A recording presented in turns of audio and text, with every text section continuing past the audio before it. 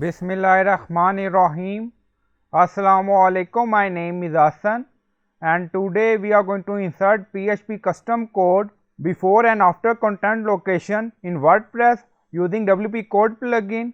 Before starting work, it's my request, please subscribe my channel. Thank you. Now back to our work. So we are going to add custom code globally on pages, posts, custom post type using plugin. Now go to dashboard. On left side you see plugin, so click on add new plugin. Then in search plugin write wpcode. So this is plugin wpcode. Insert header and footer we will use. So you will install this plugin and activate it, and after activation on left side you see code snippet and then you see add snippet, so click on it. Then you see add your custom code, so again click on it. So we are going to run PHP snippet globally on page, post, custom post type, on before and after content location.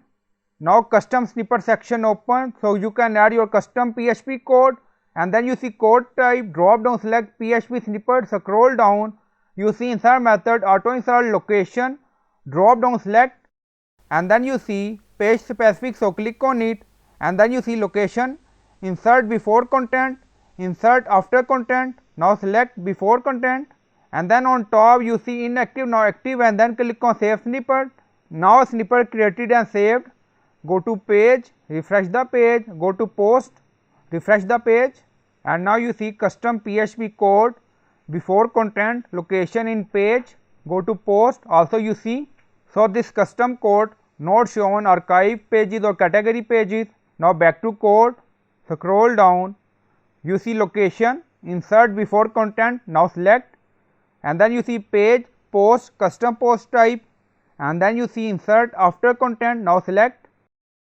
So we selected and then click on update again.